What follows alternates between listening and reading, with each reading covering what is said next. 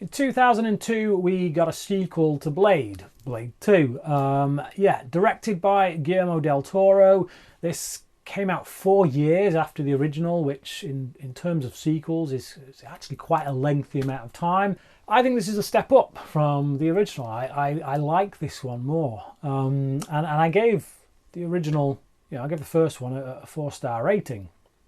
I think this one is much better handled in the story department, the action department. I think there's more going on. So it has some really good creations in these new kind of style of vampires, in which the mouth kind of opens, a bit Predator style, very befitting of a Guillermo del Toro movie. Surprised to find that he wasn't a writer on this or even a producer, because this does feel very much tailor-made for him. So yeah, David S. Goyer wrote the script for this. I know Goyer he's never been the best when it comes to directing films, but certainly his name is attached to some very good films that he's just written, that he's had a hand in the script on. So he's he's credited as the sole writer on this. And he does a really good job, I think, of expanding on the world that we got in the first one. Now, in my review for the first one, I did mention that I think a lot of the mythology gets a bit hazy. Not quite as like this time around, watching the second film fresh, it's not quite as bad as I remember it. There is a flow to it, I think, but I still think that the world is opened up in such a way where I'm kind of like, why weren't certain things referenced before, or where were these people before? Like at one point the Damaskinos, the main villain, kind of. I know that he's not kind of the main villain, but he is. He's the one really that's at the top of the vampire chain.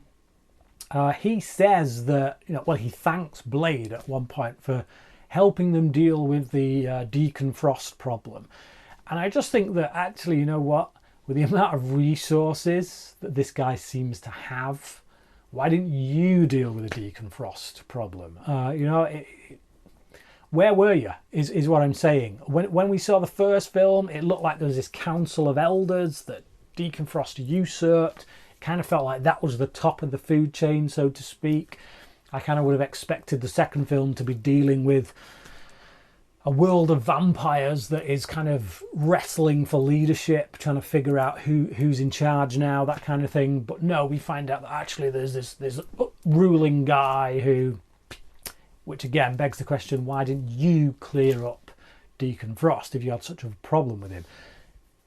That aside, I do think, on the whole, this is just a better film. I think the weakest spots, two weakest spots, are when they inject some CGI, fully CGI characters into fights. So they do fight scenes, and then there are little snippets within those fight scenes where people start doing flips and jumping off walls, and all of a sudden they've gone kind of like Agent Smith in The Matrix Reloaded, where it's just a little bit too CGI.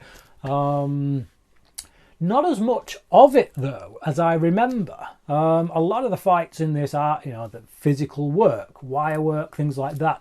There are just a few touch-ups with those computer effects. It's just like they stand out like a sore thumb. But for the most part, they do dial it down. It doesn't go full-on Matrix Reloaded, in which the whole scene just becomes an orgy of bad CGI.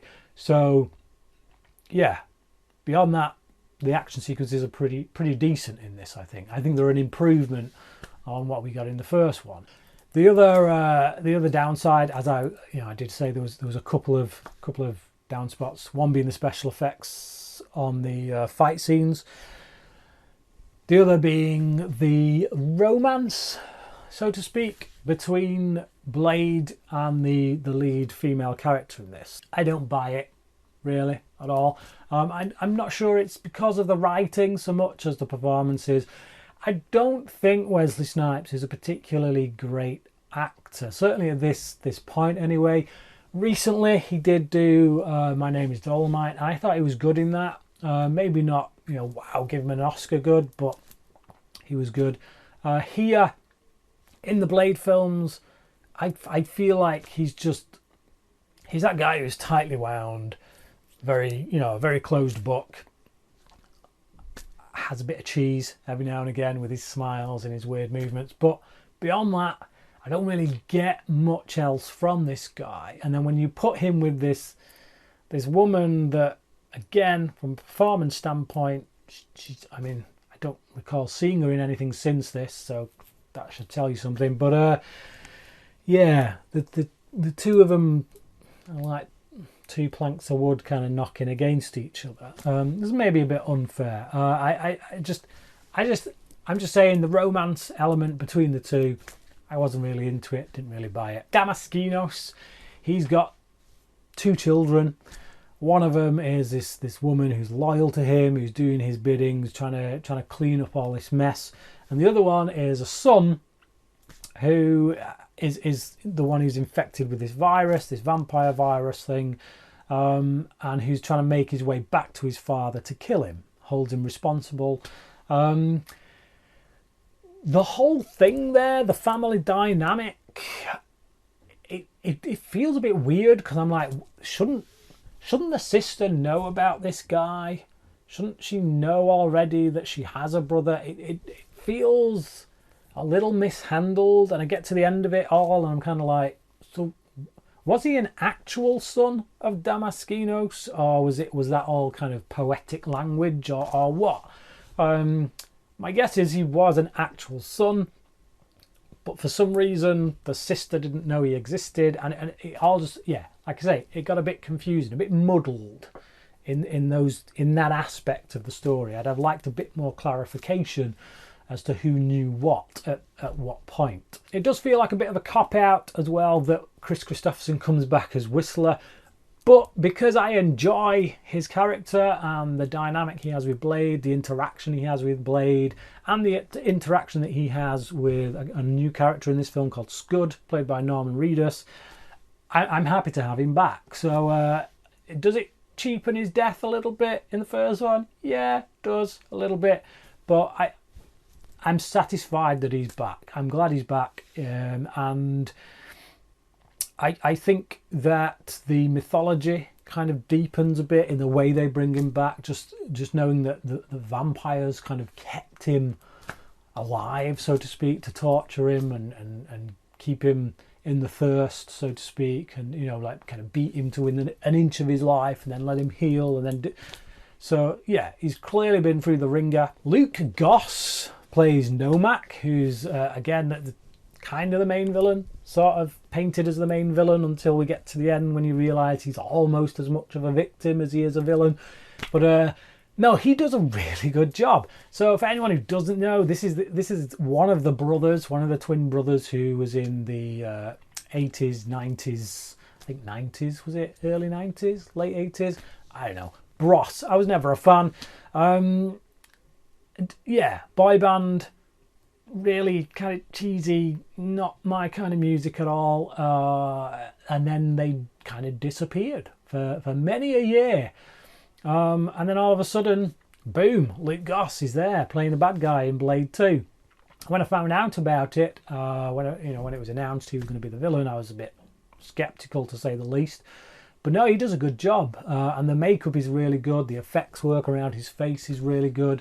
It's quite a terrifying creation, and again, something that I feel like came from Del Toro, But like, given that he isn't down as a producer or a writer, I can only assume that it actually came from Goya, and he kind of tailored the script to Del Toro. But yeah, not entirely clear how much input was given there from a story standpoint, but I know that Del Toro does a lot of artwork when he's kind of building things in films, so I guess he would have done a lot of design with that.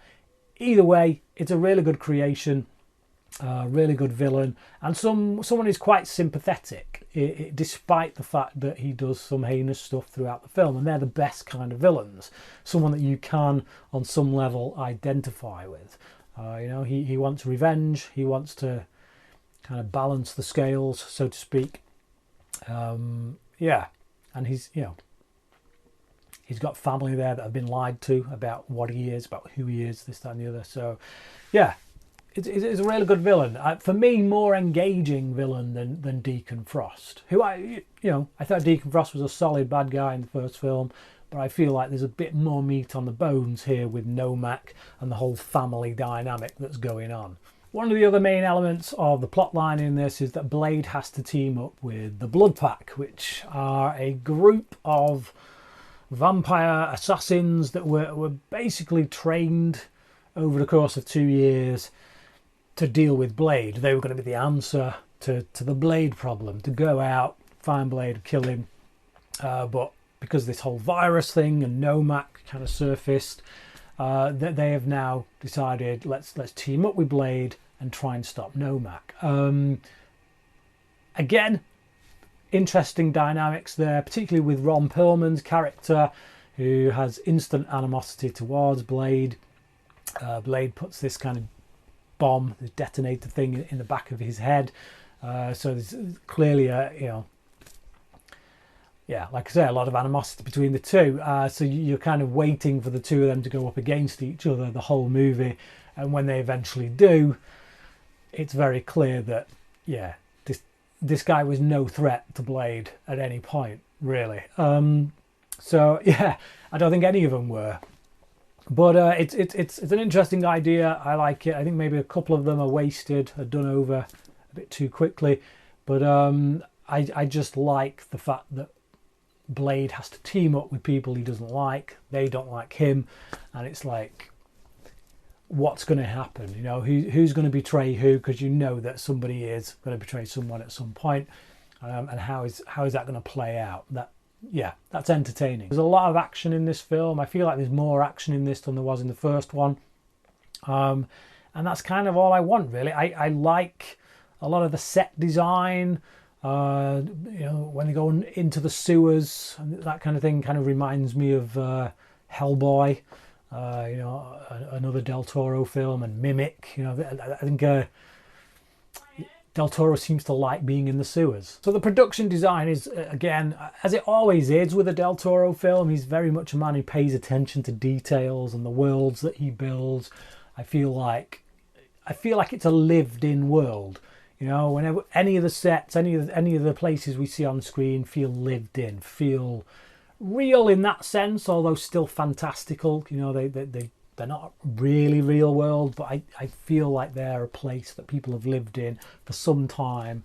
And I don't feel like we get that as much with the first film as we do here, and I think that's Del Toro's influence, his touch. So I really like Blade 2. It's not an absolute 5-star classic. I am going to give it 4 stars, as I did with the first film, but if you ask me to call it between the two, I'd definitely go with this one. I think it just moves a lot faster in pace. There's a lot more going on, a lot more different characters and kind of alliances and betrayals and all that kind of stuff, and it's just, it's more interesting to me.